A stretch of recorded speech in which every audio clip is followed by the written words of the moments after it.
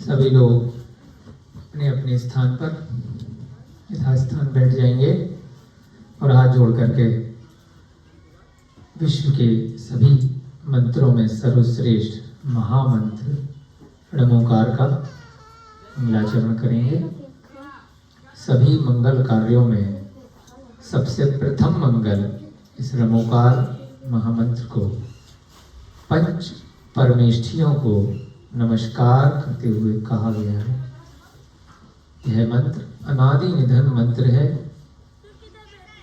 नमो अरिहंताणं, नमो सिद्धाणं, नमो आयरीयाणं, नमो वज्रायाणं, नमो लोये सब साहूणं। ऐसो पंचड़मोकारो सव्यपावपणासुडो मंगलाणं च सव्वेसिं परमं होई मंगलम। जय बोली देवादिदेव प्रथम तीर्थंकर आदिनाथ भगवान की।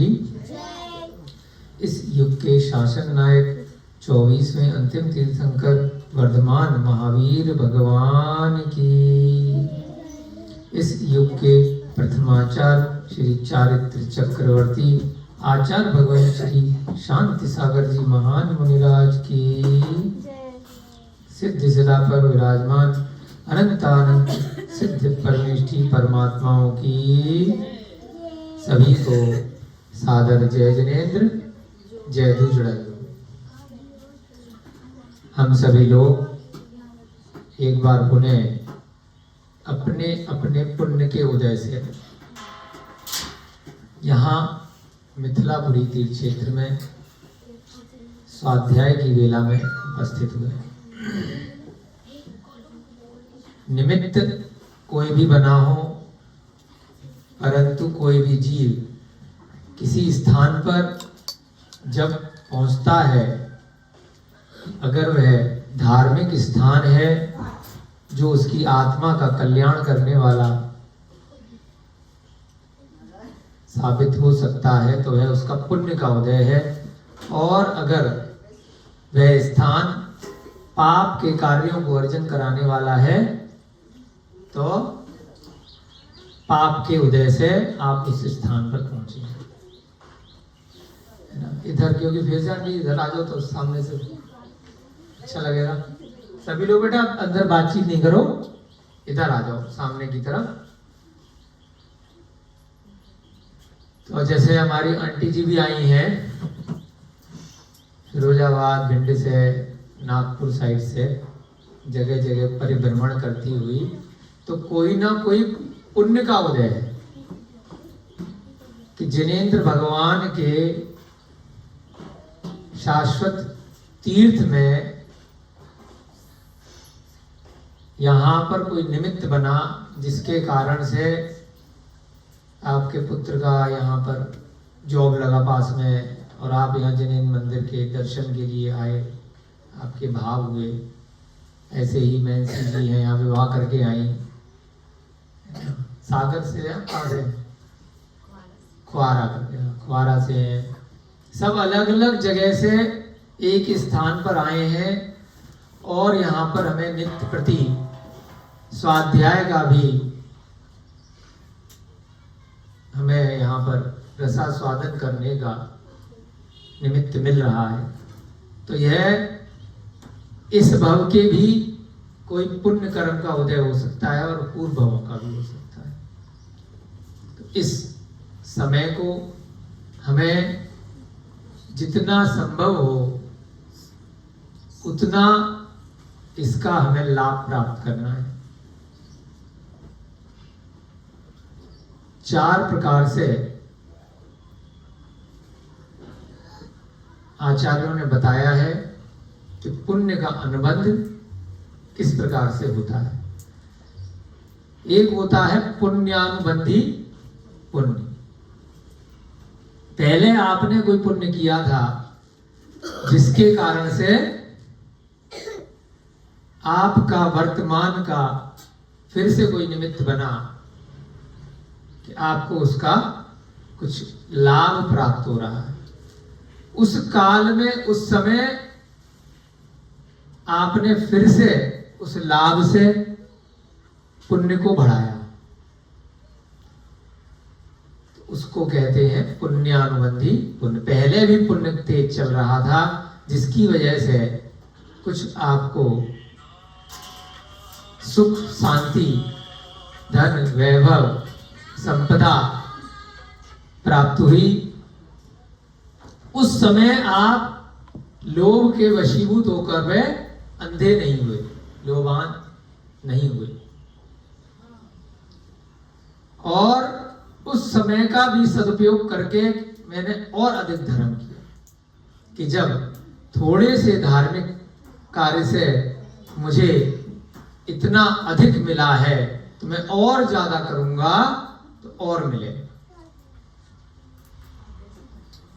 दूसरा होता है पुण्यानुबंधी पाप। पहले कोई पुण्य का अनुबंध किया था जिसकी वजह से आज उसका उदय आया, बहुत कुछ आपको सुख, संपत्ति, संपदा इत्यादि मिली, परंतु जैसे ही रुपया, पैसा, धन, वैभव आया, अरे ये तो मैंने किया है, और उसकी वजह से क्या किया कि अब आप लोभ में पड़ गए, अंधे हो गए, अब दुराचार में प्रवृत्ति हो गई, पाप के कार्य करने लगे। उस धन संपत्ति से, उस सुख शांति जो भी मिली थी, उससे व्यसनों में लिप्त हो गए। पशु पक्षियों के साथ हिंसा आदि के कार्य करने लगे। क्रोध, घमंड, लालच, मायाचार करने लगे। किसी न किसी रूप में विभिन्न प्रकार के पापों में लिप्तता बढ़ गई। इसको क्या कहा? पुण्यानुबंधी पाप। पहले तो पुण्य किया था जिसकी वजह से मनुष्य भव मिला, कुछ धन, वैभव, संपत्ति मिल गई, अच्छा कुल मिल गया, राजसी संपदा मिल गई, लेकिन अब उस धन वैभव को सत् कार्यों में, धार्मिक कार्यों में, दान में, जिन्हें भगवान के मंदिर में, पूजा में, स्वाध्याय में न लगाकर कहाँ लगा दिया? उस समय को पाप के कारण लगा। तो पहले के पुण्य के उदय से अभी मिल गया, परंतु अब फिर पाप करने लग गए, तो भविष्य में अब गति बिगड़ जाएगी।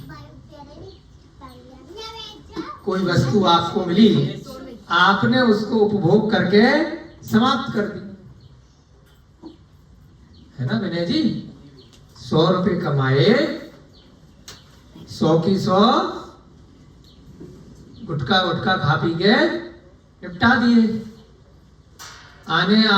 जो आने वाली पीढ़ी है, बीवी है, बच्चे हैं, परिवार है, उनका ध्यान नहीं रखा, खाया पिया रेस्टोरेंट में यहाँ वहां उड़ा दिया। और एक व्यक्ति है 100 कमाए, 10 रुपए खर्च कर दिए, 90 रुपए बचाए, बैंक में जमा कराए, FD कराई, ब्याज आएगा तो आगे काम आएगा पैसा, रविकांत जी की तरह, है ना? क्योंकि और ज्यादा पैसा उससे बन जाएगा। थोड़ा बहुत उपभोग में लगाया, बाकी का बचा करके।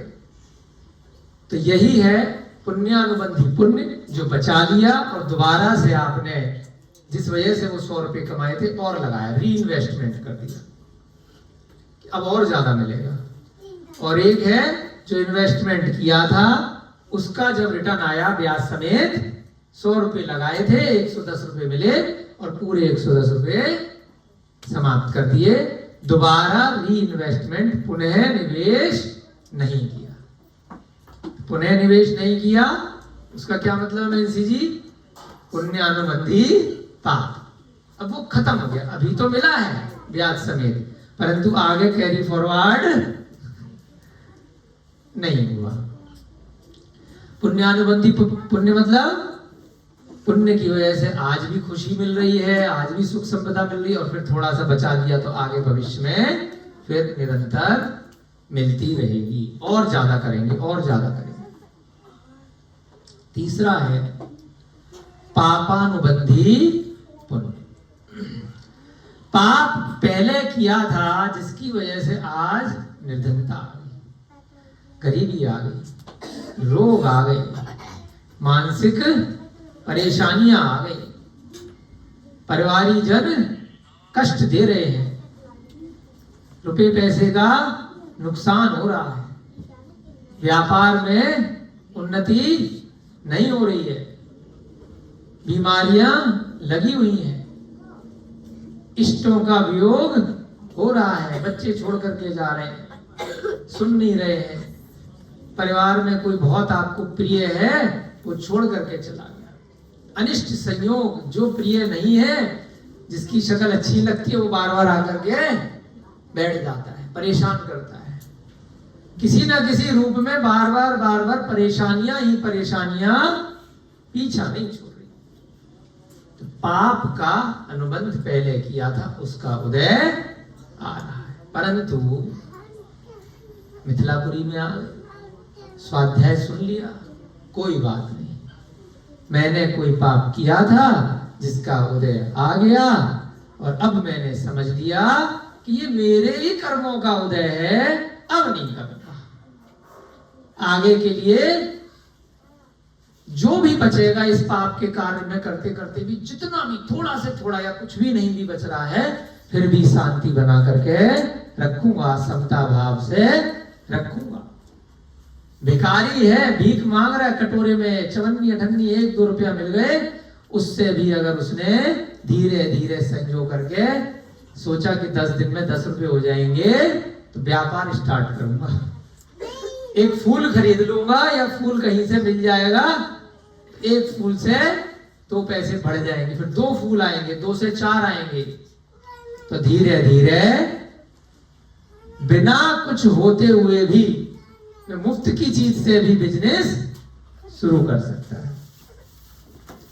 पाप के अनुबंध के कारण से उसको आज कुछ दुख मिले, परंतु उसने उस पाप के समय की वजह से जो कर्म का उदय चल रहा है उसको समता भाव के साथ, शांति के साथ में निकाल लिया कि दुख के बादल छटेंगे, कभी तो प्रभात होगी, कभी तो अंधकार जाएगा। मैंने अवश्य किसी का बुरा किया होगा जिसकी वजह से आज मुझे ये विपत्ति आ रही है। अब जिनेंद्र प्रभु से मन ही मन क्षमा याचना करी, और भविष्य में अब मैं जो पाप पहले मैंने कर दिए थे जाने अनजाने में, अब उनकी पुनरावृत्ति नहीं कर।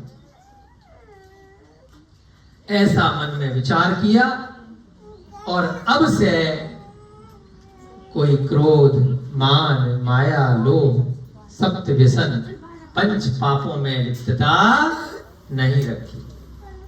तो आने वाले समय में क्या होगा?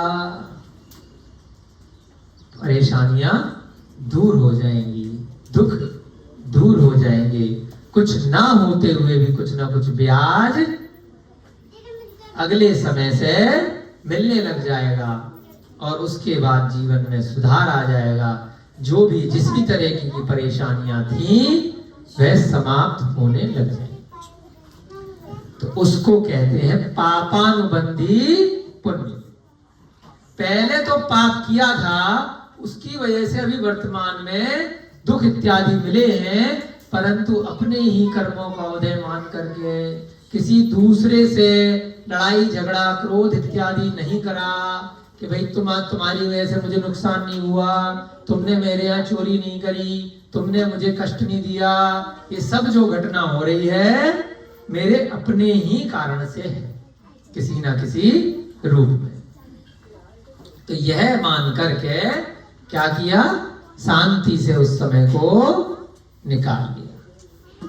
तो जब वह काल शांति से निकाल लिया और अब धार्मिक कार्यों में अपनी प्रवृत्ति कर दी, तो उसको क्या कहा, पापानुबंधी पुण्य। अब मैं सुधर जाता हूं। सुबह का भूला, आगे बोलो, शाम को घर आ जाए तो उसे, सबको पता है ना ये कहावत है ना। एक सेकंड का रविकांत बात करना राजीव जी से, है ना।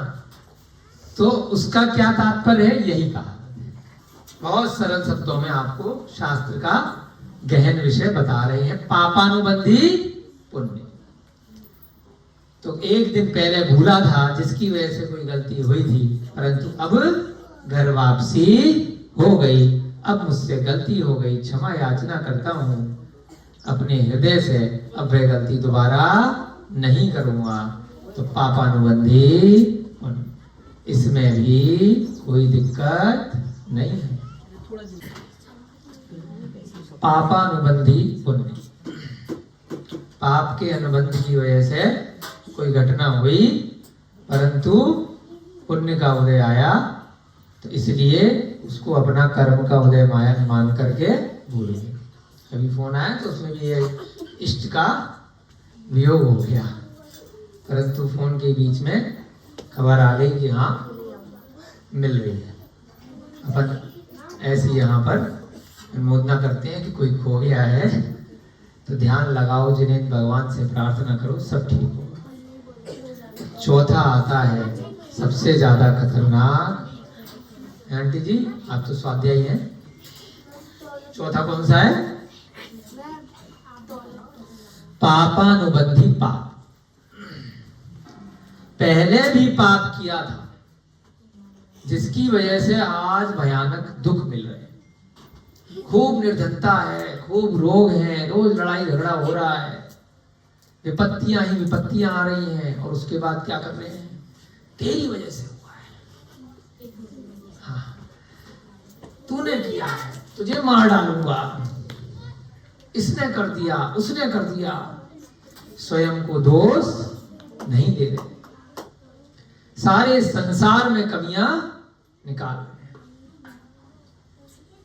बुरी से बुरी गति हो रही है, परंतु अपनी गलती नहीं मान रहे कि मेरी भी कुछ गलती रही होगी जिसकी वजह से यह कष्ट, यह निर्धनता, यह रोग, इष्टों का वियोग, यह नरक तिर्यंच गति, इतनी निकृष्ट मुझे योनियां, बुरी जाति, बुरा कुल, सब कुछ बुरा ही बुरा मिल रहा है, लेकिन फिर भी क्या कर रहे हैं, पाप का कार्य नहीं छोड़।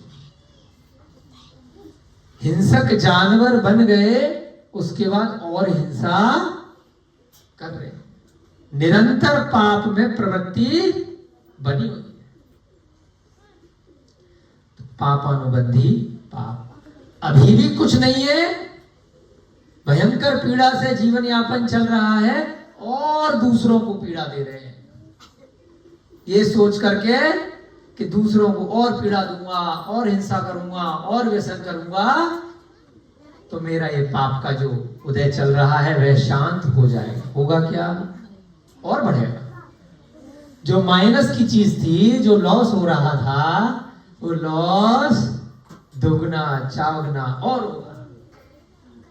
तो उसको क्या कहा, पापानुबंधी पाप। हम सभी लोग किसी भी निमित्त से पहले अगर पाप करके आए हैं, इसलिए इस गांव में आके बैठ गए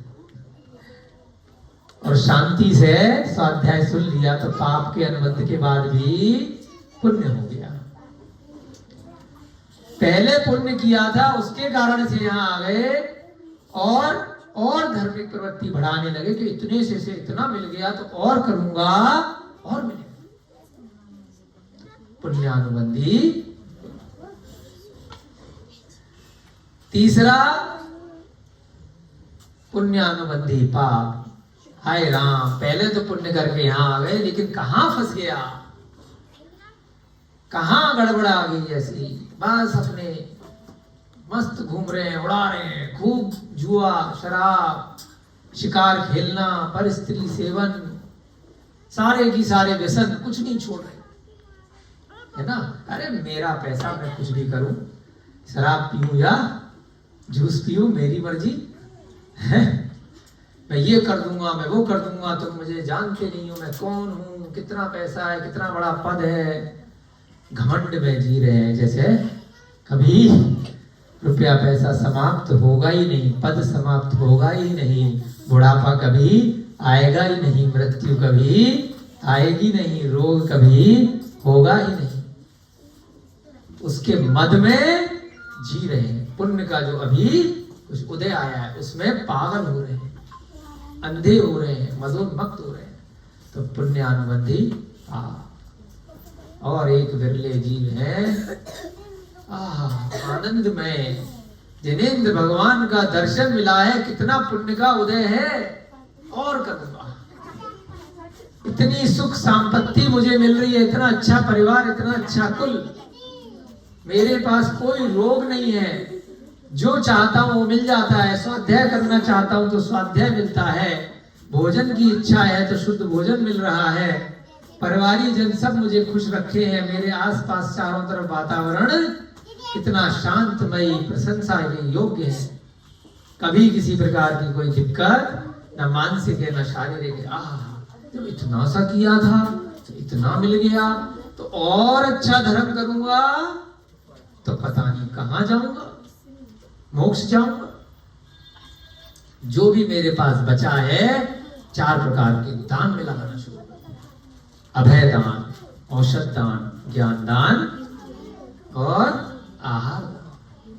उत्तम मध्यम जघन्य श्रेणी के पात्रों में अपने धन संपत्ति को लगाना शुरू कर दिया। नवीन मंदिरों के निर्माण, प्राचीन मंदिरों के जीर्णोद्धार, साधर्मियों के हितों की रक्षा, अन्य अन्य सभी प्रकार से जो भी धार्मिक अच्छे कार्य हैं, 6 आवश्यकों में अपनी प्रवृत्ति, पूजा, ध्यान, उपासना, व्रत, उपवास, जो जो अच्छे कार्य कर सकते हैं, अपने कर्मों की निर्जरा प्रारंभ, अपना सारा समय केवल धर्म ध्यान की ओर प्रवृत्त कर दिया। आत्म ध्यान, रौद्र ध्यान, इन दोनों ध्यानों से अपना मन हटा लिया।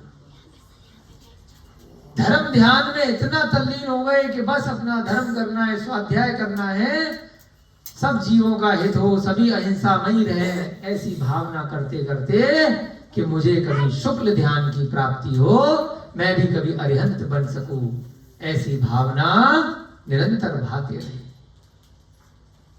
पुण्यानुबंधी यह सम्यक कौमुदी ग्रंथ, कल का जो कथा चली, इसी बात को सरल शब्दों में आपको आज बताया है कि जब मैंने थोड़ा सा किया था,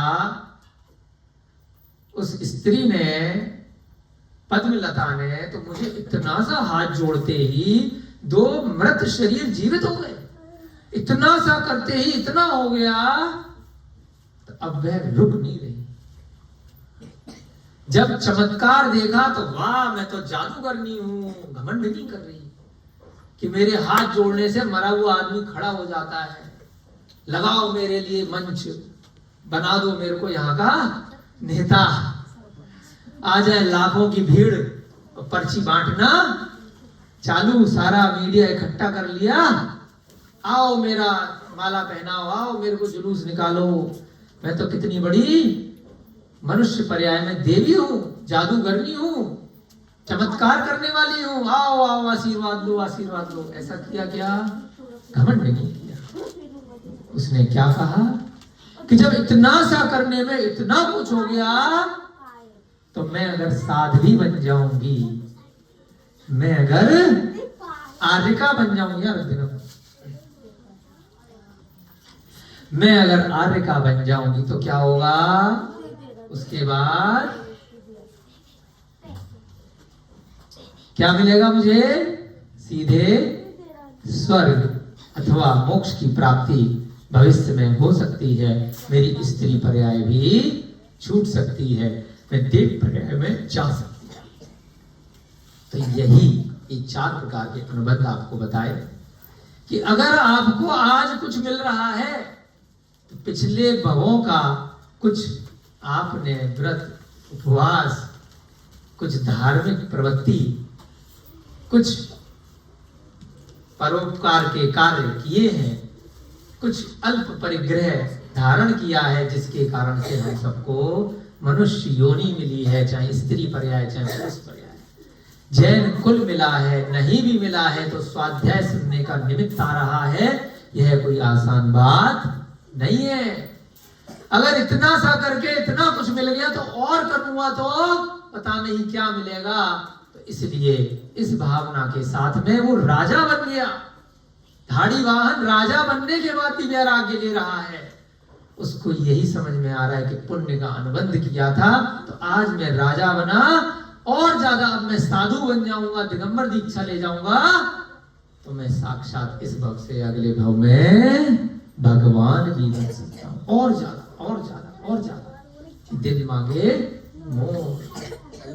खाली कोल्ड ड्रिंक के लिए और गुटखा खाने के लिए और सिगरेट पीने के लिए दिल मांगे मोर नहीं होना चाहिए। अपनी आत्मा का कल्याण करने के लिए दिल मांगे ज्यादा और ज्यादा। धन संपत्ति, लालच, इसके लिए और ज्यादा मत मांगो। वैराग्य की ओर बढ़ो। जो भी मुझे आज मिला है वह मेरे पिछले भवों के पुण्य का उदय है। पुण्य फला अरहंता। पुण्य के फल से जीव अरहंत बन सकता है, भगवान बन सकता है। कहने में आता है कि मेरे हाथ का मैल है, मेरे कर्म है, मैंने ये काम किया है इसलिए मुझे आज महल मिला, गाड़ी मिली, अच्छी बीवी मिली, अच्छा रुपया पैसा मिला है। कर्म जो आज आप कर रहे हो उसकी कोई कीमत नहीं है। पुण्य की कीमत। पिछले भव में कुछ करके आए थे तो ऐसे कुल में पैदा हो गए, वो तो लॉटरी है। उसके बाद ही तो कुछ कर पा रहे हो। जो भी पढ़ाई लिखाई रुपए पैसे का अर्जन किया वो तो सब बाद की बात है। जो बुद्धि मिली वो काय से मिली? पुण्य से मिली या मेहनत से मिली? मेहनत करके किसी की बुद्धि तेज हो सकती है क्या? क्या रगड़ सकते हो उसको साबुन से या पत्थर से घिस के चमका सकते हो बुद्धि को? तेज कर लें घिस के, पैनी कर लें, है? कहावत है बादाम खाने से बुद्धि तेज होती है। बादाम खाने से बुद्धि तेज नहीं होती। बुद्धि तेज होती है पुण्य से, है ना? जैसा पिछले भव में सत्कार किए हैं उसकी वजह से वर्तमान काल में आपको निरोगी शरीर, हृष्ट पुष्ट अंग, आपको ऐसा अच्छा कुल, सब कुछ पुण्य से मिलेगा। और उस पुण्य को बढ़ाने के लिए सम्यक दर्शन की नितांत आवश्यकता है। सब कुछ मिल गया जिसके कारण से आज यहाँ स्वाध्याय का निमित्त मिला है, तो उस पुण्य को बढ़ाना है, कम नहीं करना है। पुण्यानुबंधी पुण्य करने के लिए हम सब यहाँ पर प्रतिदिन स्वाध्याय की वेला में उपस्थित होते हैं। पद्मलता से भी हमने यही सीखा है। परंतु एक छोटी पत्नी है अरहतदास सेठ की, कुंदलता, वह नहीं सुन रही है। तो इसलिए अब अरहतदास सेठ ने अगली पत्नी की तरफ प्रश्न किया। कनकलता। 7वीं कथा प्रारंभ हो रही है सम्यक्त को प्राप्त करने वाली कनकलता की कथा। इसके पश्चात अरहतदास सेठ कनकलता से कहते हैं, हे प्रिय, तुम भी मेरे आगे अपने सम्यक्त की प्राप्ति का कारण बताओ। बाकी भी पत्नियों ने बताया है, तुम भी बताओ। अगली पत्नी का नाम क्या है?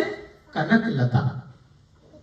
कल तक पद्मलता की कहानी पूरी हो गई थी, अब किसकी है? कनकलता। थोड़े से नए नाम आएंगे, याद रखेंगे। 1-2 दिन कथा चलेगी और हम इनके प्रसंगों से कुछ ना कुछ सीखेंगे। जितना सीख करके अपने जीवन में जो उपयोगी लगेगा, जितना कर पाएंगे वो करने का प्रयत्न करेंगे, नहीं भी कर पाएंगे तो अनुमोदना करेंगे कि भविष्य में मेरी शक्ति सामर्थ्य इस प्रकार बनी रहे कि मैं कुछ ना कुछ कर पाऊं, और जो लोग कर रहे हैं उनकी मजाक नहीं उड़ाएंगे, उनकी अनुमोदना करेंगे कि हम नहीं कर पा रहे, जो दूसरे कर रहे हैं बहुत अच्छी बात है, मैं भी कभी ये नियम ले सकूं। अरहतदास सेठ ने कनकलता से पूछा कि तुम भी अपनी सम्यक दर्शन की कथा बताओ। वह कहती है, अवंती देश की उज्जैनी नगरी है। उज्जैन बोलते हैं ना, अवंती देश की उज्जैनी बोलते थे पहले, उज्जैन को, ठीक है, उज्जैनी नगरी में राजा नरपाल रहता था। अब याद रखेंगे जगह का नाम उज्जैन, उज्जैनी, राजा का नाम नरपाल, ठीक है। उसकी स्त्री का नाम था मनोवेगा। क्या नाम था? मनोवेगा। मंत्री का नाम था बुद्धि सागर, और मंत्री की पत्नी थी सोमा। मंत्री की स्त्री सोमा। दोबारा रिपीट करते हैं, राजा नरपाल, रानी मनोवेगा, मंत्री बुद्धि सागर, मंत्री की स्त्री सोमा। राज श्रेष्ठी का नाम था समुद्र दत्त। एक सेठ जी थे बड़े फेमस वहां पे, उनका नाम क्या था बच्चों? समुद्र दत्त। क्या नाम था? हाँ। और सेठ जी की स्त्री का नाम था सागर दत्ता। मिलते जुलते नाम है तो याद हो जाते हैं, ऐसे होना चाहिए, पति के हिसाब से नाम हो जाए मिलता जुलता तो। सागर दत्ता, समुद्र को सागर भी बोलते हैं, और दत्त के क्या हो गया? दत्ता। सेठ जी की पत्नी सागर दत्ता, सेठ जी का नाम समुद्र दत्त। उनके पुत्र थे कौन? सेठ जी के राज श्रेष्ठी, राज सेठी होते हैं।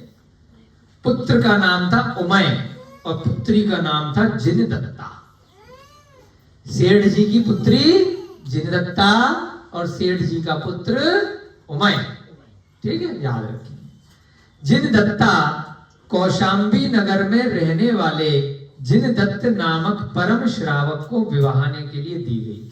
जो सेठ जी की बेटी थी जिनदत्ता, उसकी शादी किससे हुई रविकांत जी? जिनदत्त से। तुम्हारी शादी किससे होगी? रविकांता, ठीक है। रविकांत की शादी, जिनदत्त की शादी जिनदत्ता, ठीक है। काजल की शादी, इसको तो काजला बोलना पड़ेगा, दिक्कत आ जाएगी। विजया की तो हो सकती है, विजया से। हैदराबाद में अपनी आंटी है ना, विजया आंटी आती है यहाँ पे, विजय की शादी विजया। तो इस प्रकार से नाम अच्छे हैं, याद रखने में आसानी है। जिनदत्त की शादी जिनदत्ता से हुई, वो कौशाम्बी नगर में ब्याह दी गई। ये कहाँ रह रहे थे? उज्जैनी नगर में। वह उमय जो उसका भाई था, उस लड़की का भाई बहन थे ना दो, सेठ जी के बेटे बेटी थी, एक उमय और जिनदत्ता। उमय जो लड़का है, मोह कर्म के उदय से, जो अपन ने अभी जो चर्चा करी 4 प्रकार के अनुबंधों की, तो कोई पाप कर्म का उसका उदय आ गया। किसका? उमय का। मोह कर्म के उदय से सप्त व्यसनों से आक्रांत हो गया, व्यसनी हो गया सेठ जी का बेटा। जिनदत्त और जिनदत्ता तो नाम से लग रहा है कि जैनी रहे होंगे, परंतु भाई बिगड़ गया, है ना। एक घर में 2 भाई हैं, 2 बहनें हैं, भाई बहन है, एक बिगड़ गया। सबके घर में एक आधा उद्दंड आ जाता है। वह उमय मोह कर्म के उदय से सप्त व्यसनों में आसक्त हो गया। माता पिता के द्वारा रोके जाने पर भी वह दुर्व्यसन को नहीं छोड़ रहा। माता पिता कह रहे भैया मत पी सिगरेट बीड़ी, मत खा गुटखा, मत कर चोरी चकारी, मत कर हिंसा पाप के कार्य, मत खा आमलेट, है मत खा वो अंडा डाल करके क्या क्या खाते हैं, पिज्जा बर्गर और मोमोज, है ना, चिकन और दुनिया भर के मांस भक्षण, मधु मांस मदिरा, ये सब चीजें मत कर बेटा। लेकिन माता पिता के समझाने पर भी नहीं समझ रहा। माता पिता ने कहा कि उपार्जित किए को कौन लाग सकता है, इसका अपना कर्म का उदय चल रहा है, हम समझा रहे हैं तो हमें अपना दुश्मन मान रहा है, और ज्यादा उद्दंडता करेगा। तो भैया इसी का कर्म का उदय चल रहा है, जो करना है करने दो। माता पिता ने भी हार मान ली। वह उमय प्रतिदिन नगर के बीच चोरी करने लगा। जैनी का बेटा जा जा करके शौकिया चोर बन जाते, पीछे सब कुछ भी होता है, आनंद आता है चोरी करने में। कई लोगों को फिल्में भी आती है ना, हमने भी देखी थी एक बहुत साल पहले धूम पिक्चर, एक और आई थी उस समय बंटी बबली। तो इस तरह की जो पिक्चरें बन रही हैं आजकल, वो युवा वर्ग को भटकाती हैं। हीरो बना दिया जाता है चोरी करने वाले को, व्यसन करने वाले को। तो उसको देख करके बच्चे और जवान लोग जो होते हैं वो आकर्षित होते हैं कि हम तो स्टाइल में चोरी करेंगे, शौकिया चोरी करेंगे। वो दूसरे का दुख भूल जाते हैं कि जिसका धन चुराया, जिसका संपदा चुराई, जिसका आभूषण चुराया, जिसका भोजन चुराया, जिसका मकान चुराया, शौक में कर रहे हैं। और उसको इस तरीके से प्रस्तुत किया जा रहा है कि पूरी की पूरी जनता का जो दिमाग है वो हिल जाता है। तो चोरों को, व्यसनियों को, झूठ मारने वालों को, हिंसा करने वालों को, शराब पीने वालों को वो अपना आदर्श मान लेते हैं। हाँ ये करके अरे वाह देखो तो सेलिब्रिटी है। थोड़े दिन के लिए वो जेल भी जा रहा है बॉम्ब ब्लास्ट में, तब भी सेलिब्रिटी बना हुआ है, तब भी पब्लिक पगला रही है। फोटो तो खिंचा लो, ऑटोग्राफ तो दे दो। कितने भी वो शराब पी रहे हैं, परिस्त्री सेवन कर रहे हैं, चोरियां कर रहे हैं, दुराचार कर रहे हैं, सारे बुरे काम करने के बाद भी जनता के सामने क्या बने हुए हैं? आदर्श बने हुए हैं। लोग उनको अपना मेंटर मान रहे हैं। हमें इनके जैसा बनना है, हमें चोर बनना है। तो कई बार पीछे से धन होने के बाद भी, वैभव होने के बाद भी व्यक्ति शौकिया चोर बन जाता है, क्योंकि इससे मुझे स्टाइल है। वो उड़ करके चोरी करता था, वो गायब हो जाता था, है ना, मेन होल में घुस गया, नाले में से निकल गया, वहां से वहां गायब कर दिया। जितनी भी वर्तमान में पिक्चर बन रही हैं पिछले बहुत सालों से, आप अगर ध्यान से देखोगे इन स्वाध्याय से सीख करके, यहां तो लोगों को बोरियत लगेगी। 2, 4, 5, 10, 20 लोग पकड़ पकड़ के लाने पड़ेंगे, और वहां लाइन में लग करके 500, 1000, 10,000, 2000 रुपए की टिकट लेने के लिए कितने कितने दिन टॉकीजों के आगे कैसी भीड़ छूटती है, पता नहीं क्या। और क्या सीख करके आ रहे हैं? हिंसा के कार्य, हिंसा की प्रवृत्ति। वह 2-3 घंटे आपके दिमाग पे ऐसा प्रभाव छोड़ते हैं कि कई कई महीनों तक, कई कई दिनों तक आप वैसा बनना चाहते हैं, और पूरा जीवन आप स्वप्न देखते रहते हैं, मैं भी कभी ऐसा बनूंगा कि उड़ उड़ करके चोरियां करूंगा, लोगों को सताऊंगा, लोगों का धन खाऊंगा, परेशान करूंगा, जीव हिंसा करूंगा। फिल्मों में क्या दिखाया जाता है? किस प्रकार से जानवरों को बलि दे रहे हैं, किस प्रकार से मांस खा रहे हैं और उसमें आनंद मान रहे हैं, हंसी मजाक करते हुए जानवरों को खा रहे हैं। चिकन खाते हुए दिखाएंगे, अंडा खाता हुआ दिखाएंगे, मछली को पकाते हुए दिखाएंगे, और हा हा ही आप भी खुश हो रहे, वाह मैं भी अगर मटन खाऊंगा, मैं भी अगर चिकन खाऊंगा तो सब लोग मेरे चारों तरफ हंसेंगे, वाह वाह वाह वाह, तारीफ करेंगे। तो वह देख करके, सुन करके, उसकी अनुमोदना करके क्या करते हैं अपन? उन्हीं पापों को करने लग जाते हैं। वर्तमान में तो पुण्य के उदय से पिक्चर हॉल की टिकट खरीद ली, इतने पैसे जेब में आए, लेकिन क्या किया? आगे वो सब निपटा करके आ गए, और पाप लेकर के साथ में आ गए। हम सब ने किसी ना किसी रूप में वर्तमान में, और जो काया निकल चुकी है, जो समय निकल गया है, ऐसे पाप के कार्य बहुत करे। तो यहां पर भी वो उमय बच्चा क्या कर रहा है? सब कुछ माता पिता के पास होने के बाद भी, इतनी अच्छी बेटी की शादी इतने अच्छे व्यक्ति के साथ करने के बाद भी वह शौकिया चोरियां कर रहा है। नगर के मध्य जाकर के इसका धन हड़पूं, उसकी स्त्री को पकड़ूं, यहां वहां गलत कार्यों में लिप्तता कर रहा है। एक दिन जुआ आदि व्यसनों का वह सेवन करता था। वह चोरी भी कर रहा है, और चोरी के पैसे से क्या कर रहा है? जुआ खेलना, आओ सट्टा लगाए। वर्तमान में शेयर मार्केट भी अपने आप में एक जुआ है, लेकिन लोग अरे वो तो सरकार टैक्स ले रही है, अरे सरकार ने इतने बढ़िया स्कीम निकाल रखी है, अरे सट्टा बाजार के नाम से पूरे इतने इतने सेंटर करोड़ों लोग कर रहे हैं, सब कर रहे हैं, तो हम तो भैया सब नरक जाएंगे तो तुम भी जाओ। करोड़ों लोग मांस खा रहे हैं, करोड़ों लोग जुआ खेल रहे हैं, करोड़ों लोग, सरकार ने अगर करोड़ों लोगों को दारू पिलाने के ठेके खुलवा रखे हैं, तुम भी पी लो भाई, पड़े रहना नाले में। यहाँ पर भी नरक और भविष्य में भी नरक। यहाँ तो नरक के दर्शन मनुष्य पर्याय में होते हैं शराब पीने वालों को, परंतु भविष्य में साक्षात प्रत्यक्ष नरक जाते हैं। अभी तो 1-2 दिन के लिए होंगे, जिस दिन पिएंगे 2-3 दिन पड़े रहेंगे नाले वाले में यहाँ वहां, बाद में तो सागरों की आयु अवश्य जाएंगे।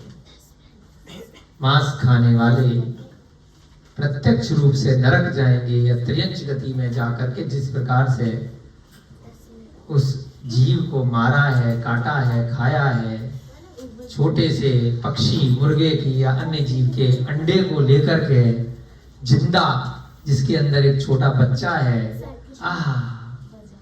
आमलेट बना रहे हैं। अरे आम ही खा लो, इसका नाम क्यों आमलेट रख दिया?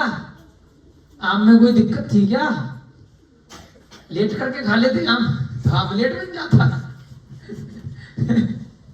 बैठ करके मत खाओ, चीला खा लो, डोसा खा लो, है कितनी सारी पापड़ खा लो, लेकिन नहीं, हम तो अंडा।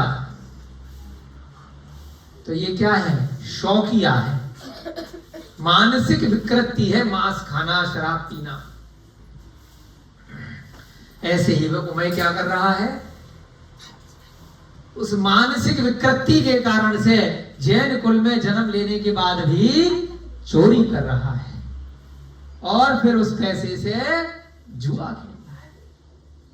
पर द्रव्य का अपहरण करते हुए एक दिन यमदंड कोतवाल ने रात को उमय को पकड़ लिया। आ बेटा, आया ऊंट पहाड़ के नीचे, लेकिन सेठ जी के आदर से उसे छोड़ दिया, मारा नहीं। अब सेठ जी अच्छे थे, उन्होंने पहचान लिया कि यार तू किसका बेटा है, तू कैसे काम कर रहा है। सेठ जी को पता चला, उन्होंने कहा ठीक है मैं समझाऊंगा, इनकी वजह से छोड़ रहा हूं, तुम इनके बेटे हो, इन्होंने हमारा कितना उपकार किया है, हमें पढ़ाया है, लिखाया है, टीचर थे। आता है ना फिल्म में, या कई सुनते हैं कि बेटा तेरी हरकत तो ऐसी नहीं है कि तुझे छोड़ा जाए, तुझे तो फांसी की सजा मिलनी चाहिए, उल्टा लटका करके धे डंडे मारने चाहिए। तेरे पिताजी की वजह से आज तुझे छोड़ दिया, है ना। पिताजी के आदर से उसे पहले भी कई बार छोड़ा था और एक बार पुनः उस कोतवाल ने छोड़ दिया। परंतु छोड़ते छोड़ते यमदंड कोतवाल ने थोड़े से उसको प्रवचन बता के छोड़ रहा है। दंड तो नहीं दे पाएगा क्योंकि किसी का उपकार है उसके पिताजी का, और पिताजी का पुत्र के साथ मोह है, इस कारण से अहो एक उदर से उत्पन्न हुए सभी समान नहीं होते। उदर माने एक कोख, एक पेट से। वह बता रहा है उसको कि एक ही कोख से उत्पन्न हुए तेरी बहन भी है और तू भी है, दोनों में जमीन आसमान का फर्क है। कुछ तो शर्म कर, अपने कुल की मर्यादा रख। निकृष्ट कुल में जन्म लेता तो भाई तू कुछ भी करता, तो कितने उच्च कुल में जन्म लेकर के तेरे पिताजी कितने धार्मिक हैं, राज श्रेष्ठी हैं, राजा के सबसे बड़े सेठ समुद्रदत्त, तो कुछ तो यार सेठ, श्रेष्ठी माने सेठ का बेटा है। इसलिए वो फिल्मों का उदाहरण दिया है आपको हमने इस प्रसंग के कारण कि उसको चोरी की जरूरत नहीं थी। कोई जरूरत रोटी के लिए वो चोरी नहीं कर रहा है? किस लिए चोरी कर रहा है? जो फिल्मों में दिखा रहे हैं, आनंद आ रहा है, फिर अपनी पहचान रख करके जाते हैं फिल्मों में, मैंने चोरी करी, ब्रांड है, लॉकर में चोरी का ये और प्लस कुछ है ना, गाड़ियों की चोरियां, बड़ी बड़ी शौकिया चोरी करते हैं स्टेटस के लिए, मानसिक बड़े बड़े गुंडे होते हैं ना, सुपारी ले ले करके, फिर उनका वो पुलिस वाले और वो क्या करते हैं, क्या बोलते हैं माफियाओं को, बोलते हैं ना उनका वो एनकाउंटर तो जो एनकाउंटर, बड़े स्टाइल में रहते हैं वो चोर, वो डकैत, उनको कोई रोटी की जरूरत नहीं है। डाकू जो होते हैं, वीरप्पन थे और जो यहाँ पे रोटी के लिए तो तुम शांति से बैठ करके चूल्हे में गेहूं पीसो और कुछ भी करो, बनाओ यार, फल खाओ, नहीं, वो शौकिया चोर होते, डकैत होते, स्टाइल होता है, मानसिक विकृति होती है कि मुझे इसी में आनंद आ रहा है, चोरी के कार्य में मेरा नाम हो रहा है कि मैं इतना बड़ा चोर कि पूरा संसार, पूरा देश, पूरा राज्य, पूरा गांव मेरे से थर थर कांप रहा है। जब रात को बच्चा सोता है तो माँ कहती है बेटा सो जा, नहीं तो गब्बर सिंह आ जाएगा। इस कारण से वो डाकू डकैत करता है, इस कारण से नहीं करता है कि उसे भूख लग रही है, 2 रोटी खानी है, नाम के लिए, इसी में जी रहा है। तो ऐसे ही राजा के श्रेष्ठी का पुत्र, समझो बात को, वह किसी धन की जरूरत के लिए चोरी नहीं कर रहा है, वह शौक के लिए कर रहा है।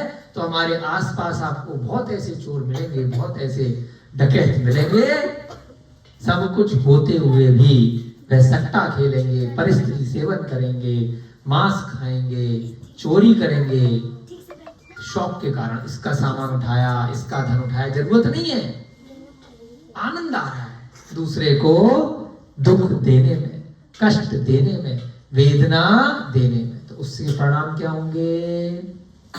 कर्म का अनुबंध हो जाएगा। बाद में जो अभी तुम्हें आनंद आ रहा है, फिर तुम तड़पो जब उसका कई हजार गुना ज्यादा आपका जाएगा, इस जन्म में या अगले जन्म।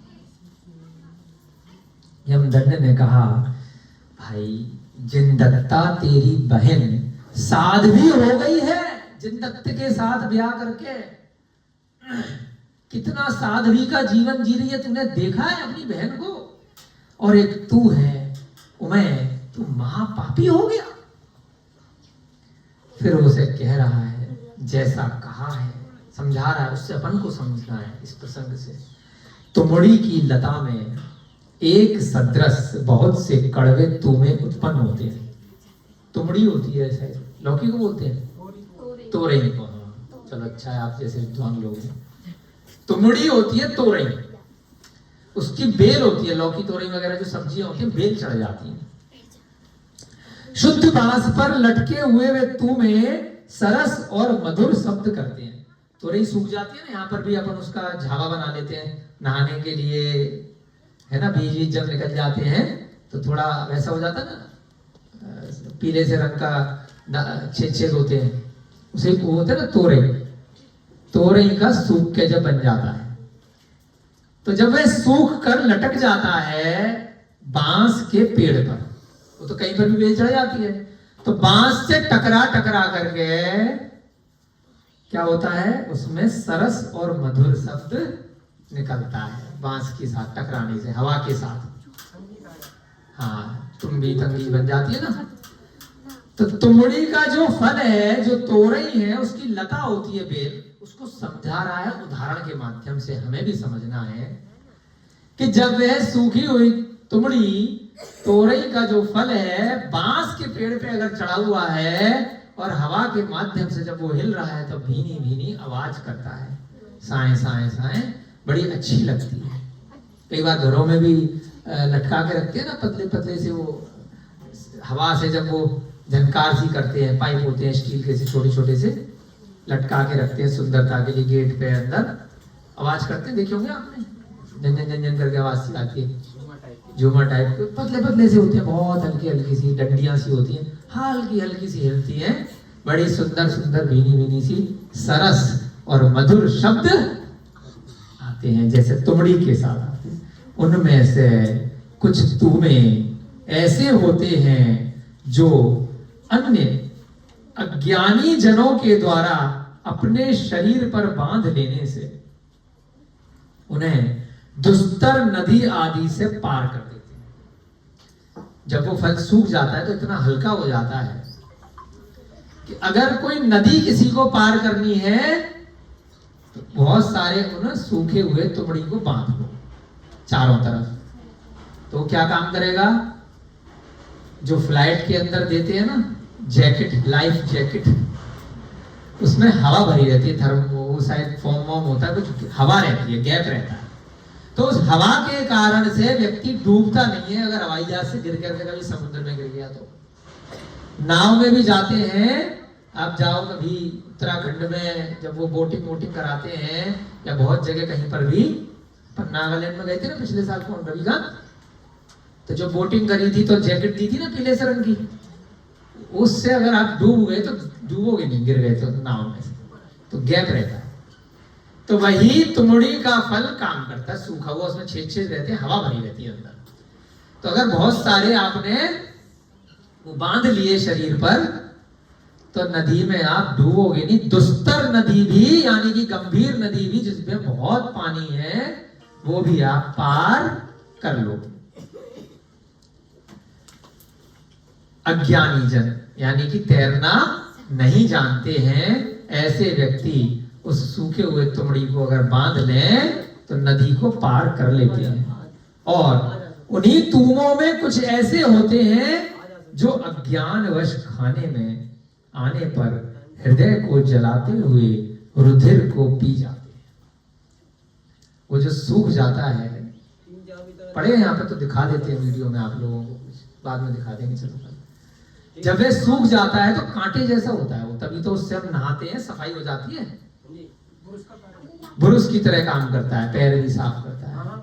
अगर उसको खा लेंगे सूखे हुए जो फल को, तुमड़ी को, तो क्या होगा? पेट में खून जला देगा, है ना। जैसे आपने कांटे खा लिए, कंकड़ पत्थर खा लिए, पचेगा नहीं। तो उस कारण से क्या होगा?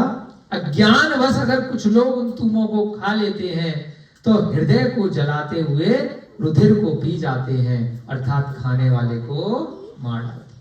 तो ये कथा वह यमदंड लोकपाल उस उमय को छोड़ते समय सुना रहा है कि तू ऐसा तुमड़ी का फल है कि एक ही उधर से जन्म लिया है तूने और तेरी बहन ने, और तेरे पिताजी कितने बड़े श्रेष्ठी हैं, कितने बड़े जिन भक्त हैं, तू कहां से पैदा हो गया उनके घर में कि तू ऐसा तुमड़ी का फल है कि तेरे को जो खा ले उसे जला दे। एक ही पेड़ पे तुमड़ी लग रही है, एक उपयोग कर रहा है नदी पार करने के लिए, एक उपयोग कर रहा है झंझन झंझन बजने के लिए, और तू तो ऐसा है कि रुधिर को जला दे, हृदय को जला दे। भावार्थ ये है कि कड़वे तुमे, यानी कि जो तोरई कई बार कड़वी हो जाती है, लता में लगे लगे जब सूख जाते हैं, देखिए आ गई ना बात, क्योंकि प्रत्यक्ष हमने देखा है यहाँ पर, तो इसलिए हमको लगा था कि सूखे हुए की बात हो रही है। नॉर्मल तोरई तो नहीं जलाएगी, ना ही तोरई जो है, जो हरी तोरई है, ना वो झंझन की आवाज करेगी, ना सरस मधुर ध्वन करेगी, बांस के पेड़ पे अगर लग गई है तो सूखी हुई तोरई की बात हो रही है। अगर पहले से कोई कड़वा तुमा था और लता में लगे लगे सूख गया, तब बांस पे लटकते हुए मधुर शब्द करते। अगर बांस पे लटके हुए तो झंझन झंझन की आवाज करते रहेंगे जब हवा चलेगी। उन तुमों में से कुछ तुमे ऐसे होते हैं कि वे शरीर पर बांध लिए जाएं तो उनके प्रभाव से लोग गहरी नदियों को पार कर लेते हैं, और कुछ ऐसे होते हैं कि अज्ञानवश यदि खाने में आ जाएं तो विष की तरह खाने वाले को मार डालते हैं। तीनों प्रकार के तुमे आ गए, एक जो लटके हुए हैं आवाज कर रहे हैं, दूसरे जो तोड़ करके बांध लिए तो नदी पार करा रहे हैं, और तीसरे तेरे जैसे जो खा लिए, जिसने खाया उसको निपटा दिए, विष की तरह काम कर दिए। इस प्रकार एक ही माता से उत्पन्न हुए बालकों में कोई तो परोपकारी होता है और कोई तेरे जैसा दुर्व्यसनों में आसक्त होकर के दूसरों को दुखदायक होता है। तूने जो ये चोरी करी है, दूसरे का पर धन, पर संपत्ति रात के अंधेरे में उठा करके तू लेकर के भाग रहा है, किसी की गाड़ी घोड़ा तांगा है ना, रात में बाहर रखा हुआ था लेकर के भैंस। क्यों विनय जी, भैंस खोल करके ले जाते हैं ना लोग आनंद के लिए, सब कुछ है फिर भी आनंद आ रहा है। दूसरे की भैंस ले गए, दूसरे का लोहा लकड़ ले गए, सोना चांदी रात के अंधेरे में। तू जो लेकर के जा रहा है, एक ही उधर से उत्पन्न हुआ तेरी बहन और तू है, लेकिन तेरे जैसा नहीं देखा। तेरी बहन तो कितनी परोपकारी है और तू दुखदाई हो रहा है। अभी तो तुझे आनंद आ रहा है दूसरे का धन संपत्ति चुराने में, लेकिन दूसरे को दुख दे रहा है, भविष्य में तुझे भी दुख मिलेगा। अब जब है वो मैं चोरियां करना रोक नहीं रहा था अपने पिताजी के चक्कर में, पप्पा के चक्कर में, कि बार बार मेरे पिताजी छुड़वा लेंगे, आदत खत्म नहीं हो रही। एक समय जब यह नंद टोपाल उसको पकड़ पकड़ के थक गया, बार बार चोरियां करता रहा, तो उमय को राजा के पास ले गया। भैया अब नहीं सुनूंगा तुम्हारे पिताजी की। कहां ले गया? राजा के पास। और राजा के हाथ में देकर के कहा कि हे राजन, यह आपके जो राज सेठ है समुद्रदत्त, उनका पुत्र है उमय। आप रोज मुझे बोलते हो ना कि रोज यहाँ पे चौपाल लगी रहती है, इसके यहाँ चोरी हो गई, उसके यहाँ चोरी हो गई, रोज लड़ाई झगड़ा करने लोग आते हैं, है ना। आप मेरे पीछे पड़ रहे तो चोर को पकड़ के लेके आओ, और मैं तो परेशान हो गया।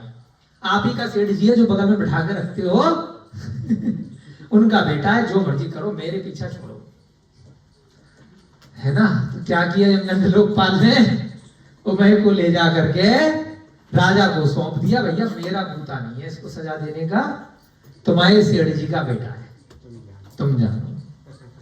हजारों बार रोके जाने पर भी ये चोरी करना नहीं छोड़ता है। रोज पकड़ता हूं, बार बार पिताजी के चक्कर में छोड़ना पड़ता है। अब मैं तंग आ गया। अब आपके मन में जो हो वह कीजिए। वाह, तुम्हारा वाला डायलॉग लिखा गया मैं नहीं दे सकता सजा। अगली लाइन बिल्कुल, कई बार मन के भाव होते हैं ना, कोई आ जाती है।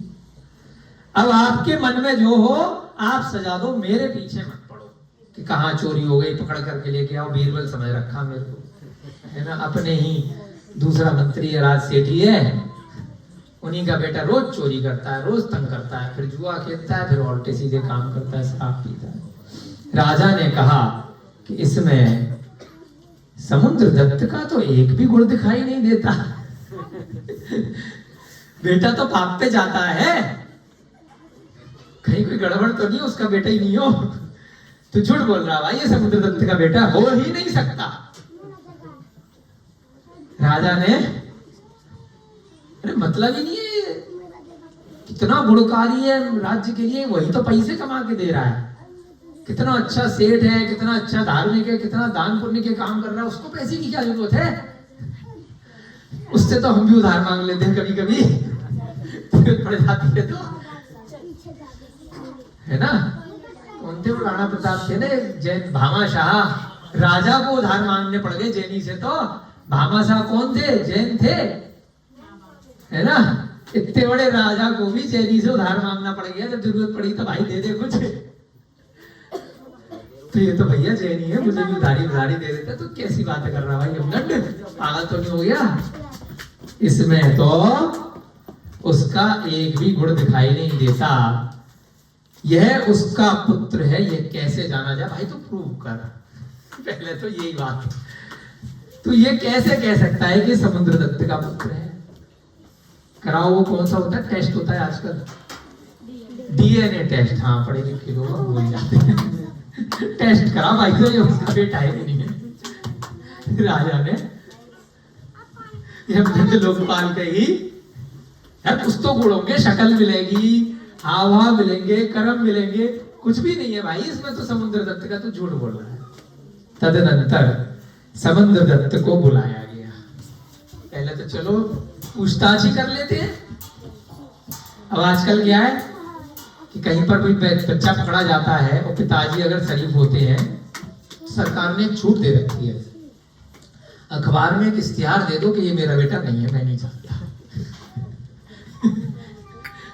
है ना, कि भाई था, अब मेरा इससे कोई संबंध नहीं है। एक छोटा सा अगर आपने अखबार में छाप दिया तो कानून आपको सजा नहीं देगा, नहीं तो चोरी के धन से, क्योंकि आप भी उसके घर में रह रहे हो, आपको ला करके दे रहा है, वो पकड़ में नहीं आ रहा तो तुम अंदर जाओगे। तो इस समय कानून ने छूट दे रखी है। अब समुद्रदत्त से पूछते हो क्या कहता है, हाँ करता है कि ना करता है। हो सकता है मुकर जा, भाई मेरा बेटा था, अब हम दोनों बाप बेटे अलग रहते हैं, इसके काम धंधे में हमारा, हमने तो इसको घर से निकाल दिया। देखते हैं वो क्या कहता है। हे समुद्रदत्त, तू बता भाई ये तेरा बेटा है कि नहीं है? अगर है तो तू इस दुष्ट को अपने घर से निकाल दो, अन्यथा इसके साथ तुम्हारी भी प्रतिष्ठा की हानि हो। जो बता रहे अखबार का इश्तिहार, तो राजा ने उसको बोल दिया, अनाउंसमेंट कर दे भाई अब ये तेरे साथ नहीं रहता, अपने घर से निकाल, नहीं तो तेरी नौकरी भी, तुझे भी जो राजश्रेष्ठी का दर्जा दे रखा है, तेरी इज्जत खत्म हो जाएगी। अब तेरी इज्जत भी कोई नहीं करेगा, क्योंकि रह तो उसी के साथ रहा है ना। अगर तेरे को उसके कर्मों में कुछ भी अनुमोदना नहीं है तो अलग रहो।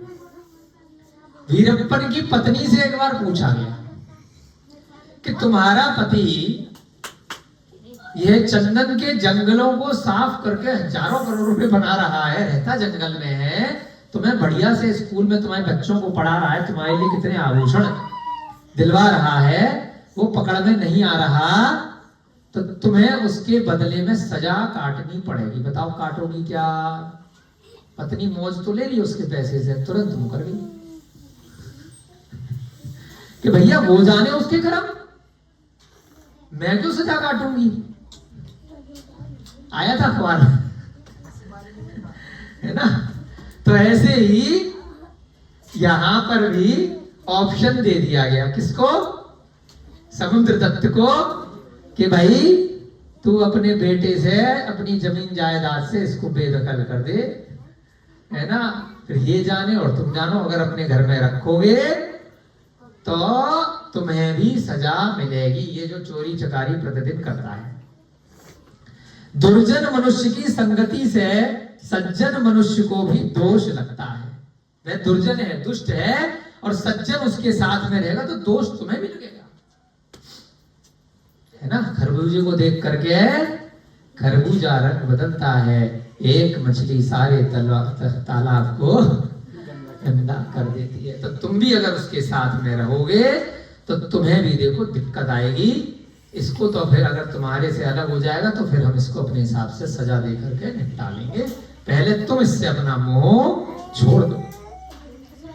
आपत्ति भोगनी पड़ती है क्योंकि रावण ने तो अपराध किया था, परंतु समुद्र बंधन को प्राप्त हुआ। जो दूसरे ग्रंथों में कथा आती है ना समुद्र मंथन की, तो रावण ने अपराध किया था, उसकी सजा उसको मिली। समुद्र मंथन में सबको मिली, सारे देवताओं का आता है ना युद्ध हुआ। इस प्रकार से अनुष्ट मनुष्य की निकटता व्रती मनुष्यों को विपत्ति के लिए होती है। घर में तुम व्रती हो, श्रावक हो, राजश्रेष्ठी हो, और दुर्जन लोग, अनिष्ट लोग तुम्हारे आसपास रहेंगे तो तुम्हारे पर भी कालेख उसकी आएगी। कोयले की खदान में रहोगे तो थोड़ा बहुत तो रंग लगेगा ही लगेगा। क्योंकि देखो जलघड़ी के पास रहने से झालर ताड़ित होती है। जलघड़ी क्या होता है? कोई जीव होता है शायद, जलघड़ी मछली का कोई प्रकार है, उसके पास रहने से झालर भी ताड़ित होती है। बताना, झालर नदी में या कुछ होता होगा कि जलघड़ी को कोई पकड़ रहा है तो आसपास की जो झालर है, जो कांटे वांटे जो रहते होंगे नदी के अंदर तल में, तो वो भी साथ में टूटेंगे। कोई भी ऐसी जलघड़ी अगर निकालोगे, पता करना जलघड़ी क्या होता है, कोई मछली का प्रकार है या कोई वस्तु है समुद्र नदी के अंदर, कि जलघड़ी को अगर निकालेंगे तो उसके आसपास की झालर को भी कष्ट होगा। हम तुम्हारे पुत्र को अगर कष्ट देंगे तो तुम्हें भी उसके साथ में रहने के कारण से कष्ट होगा। होता है ना, जब चोर पकड़ा नहीं जाता तो माँ बाप को उठा के ले जाते हैं पुलिस वाले, है ना। कहीं कोई कंप्लेंट होती है तो पूरे परिवार को दुख उठाना पड़ता है। 5 मिनट में आपकी क्लास समाप्त करेंगे। राजा के वचन सुनकर घर जाकर समुद्रदत्त अपनी स्त्री से कहता है, अब जब राजा ने धमकी दे दी, यमदंड लोकपाल परेशान हो गया था, उसने उमय को ले जा करके राजा को सौंप दिया। राजा ने समुद्रदत्त को धमकी दे दी कि देख लो, या तो तुम रहोगे या ये बेटा रहेगा, नहीं तो दोनों नहीं रहोगे, फायदा क्या है। अब समुद्रदत्त ने जाकर के अपनी पत्नी को कहा, सागर दत्ता, हे प्रिय, इसे शीघ्र ही निकाल देना चाहिए, अन्यथा बहुत बुरा हो सकता है। जबरदस्ती रखेंगे अब तो राजा की आज्ञा आ गई है, कुछ नहीं कर सकते। इससे अच्छा इसी को निकाल दो, इसके चक्कर में नहीं तो हम भी जाएंगे और ये भी जाएगा। पत्नी को समझाया, रिश्वत देना, प्रेम करना, जुए का धन, सुभाषित और चोर के धन का बंटवारा, इन्हें पंडित जन शीघ्र ही जान लेते हैं। रिश्वत देना, अधिकारियों को रिश्वत देते हैं ना काम कराने के लिए, देनी पड़ती है। जब धमकाते हैं, मारते हैं, दंड देते हैं, परेशान करते हैं, तो इशारा समझना पड़ता है आम व्यक्ति को कि रिश्वत मांग रहा है, नहीं तो परेशान इतना कर रहा है, इतना मेंटल टॉर्चर करेगा, इतना हैरेसमेंट करेगा, भाई खत्म कर। मजबूरी बन जाती कई बार। तो रिश्वत देना, प्रेम करना, प्रेम जंजाल में भी फंस जाते ना मोह के कारण से। जुए का धन, सुभाषित और चोर के धन का बंटवारा, पंडित जन शीघ्र ही जान लेते। राजा है, विद्वान है, ये चोरी का धन मान लेगा, ये जो लेकर के आ रहा है हम उसका उपभोग कर रहे हैं, इसलिए हमारा यहाँ पर रहना बड़ा मुश्किल है। सब कुछ होते हुए भी ये कहीं से लेकर के आ रहा है तो वो रिश्वत मान ली जाएगी। अधिकारी लोगों को कोई पैसे की कमी होती है, लेकिन लालच होता है किसी को छोड़ने के लिए, किसी को धमका रहे हैं इसलिए कि और दो और दो और दो। अपनी नौकरी में बढ़िया पैसा मिल रहा है, खूब इज्जत मिल रही है, फिर भी रिश्वत लेने के लिए परेशान करते हैं। कुल की भलाई के लिए एक को छोड़ देना चाहिए, कम से कम कुल तो बचा रहेगा। एक जीव अगर उद्दंड पैदा हो गया है, इसकी बहन है जिनदत्ता, कितने अच्छे घर परिवार में गई है, हम लोग अपना धर्म कर्म कर रहे हैं, अगर पूरे कुल को बचाना है तो एक व्यक्ति को निकाल दो। कई बार होता है ना, कई बार डॉक्टर वगैरह कहते हैं जहर फैल गया है, इतने हिस्से में इतना हिस्सा हटा दो तो पूरा शरीर बचा रहेगा। इतनी सी उंगली को या इसको बचाने के चक्कर में धीरे धीरे जहर पूरे शरीर में फैल गया तो मृत्यु को प्राप्त हो जाओगे। इससे अच्छा थोड़ा निकाल दो, थोड़ा सा कष्ट होगा लेकिन शरीर बचा रहेगा, कुल बचा रहेगा। अपने बच्चे को घर से निकाल देते हैं, इसी में सबकी भलाई है। कुल की भलाई के लिए एक को छोड़ देना चाहिए, ग्राम की भलाई के लिए कुल को छोड़ देना चाहिए। अगर पूरे गांव की रक्षा करनी है तो पूरा परिवार गांव से चला जाए, एक परिवार गांव से चला गया तो सब सुखी हैं। देश की भलाई के लिए ग्राम को छोड़ देना चाहिए। अगर किसी पूरे देश को बचाना हो तो पूरे के पूरे गांव वाले अलग हो जाएं, बचा लें। और अपनी भलाई के लिए पृथ्वी को छोड़ देना चाहिए, यहां से भाग जाओ अगर अपनी भलाई चाहते हो तो। बहुत लोगों के साथ विरोध नहीं करना चाहिए, क्योंकि बहुत जनों का जीतना कठिन होता है, क्योंकि छटपटाते हुए भी हाथी को चींटियां खा जाती हैं। सामूहिक रूप से कोई अगर संगठित रूप से आपका विरोधी हो गया है तो आप नहीं बच पाओगे। सद्दाम हुसैन के पीछे पूरी जनता पड़ गई थी ना, मर गया। लादेन के पीछे अभी नेपाल में त्रासदी हुई, सारी पब्लिक पीछे पड़ गई, सारा राजा महाराजा मंत्री सबको निपटा दिया। बांग्लादेश, श्रीलंका, आसपास कई बार होता, भारत में भी ऐसी क्रांति आई है आजादी के समय, उसके बाद भी। तो जब सामूहिक रूप से पूरे लोग एकत्रित हो जाते हैं, संगठित हो जाते हैं, तो बड़ा से बड़ा शक्तिशाली को भी समाप्त कर देते हैं। बहुत सारी चींटियां मिलकर के अगर हाथी पे आक्रमण कर देती हैं तो हाथी छटपटाता हुआ भी चींटियों से बच नहीं पाता है। सारी चींटियां मिलकर के हाथी को खा जाती हैं। कितनी सी छोटी छोटी है, लेकिन संख्या में हजारों लाखों हैं, इसलिए हाथी को खा जाती हैं। यहाँ अगर हम जबरदस्ती टिके रहेंगे तो पूरा राज्य हमारा विरोधी हो जाएगा। राजा के सारे सैनिक, राजा, प्रजा सब विरोधी हो जाएंगे।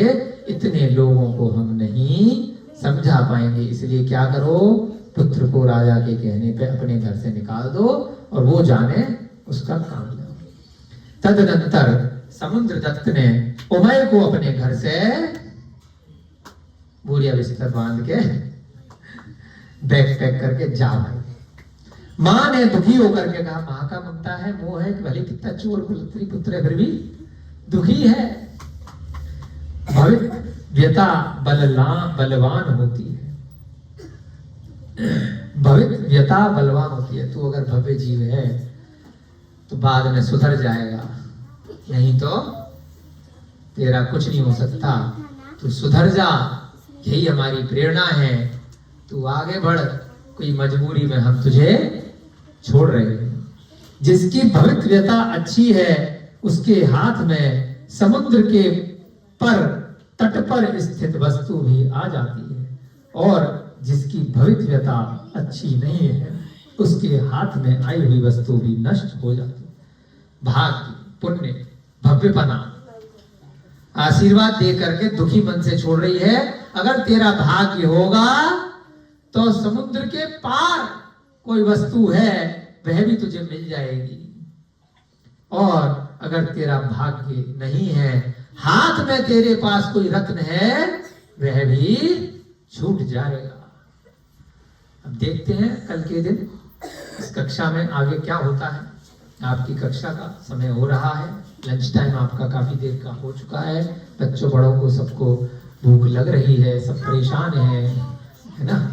देखते हैं कि है इसका पाप कर्म का उदय अब शांत परिणामों के आने के बाद में छूट रहा है या और पाप के कार्य कर रहा है। सजा मिलनी कई बार जरूरी होती है, तो राजा के कहने पर उसके माता पिता ने उसको सजा दे दी है।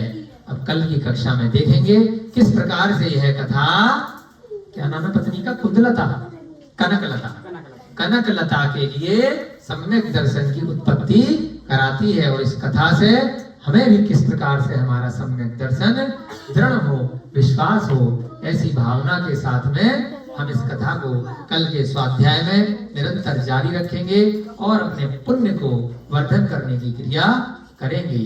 जय बोले महावीर भगवान की, अनंत सिद्ध परमेश्वरी परमात्माओं की, सभी को सादर जय जिनेन्द्र, जय दो जड़ंदो।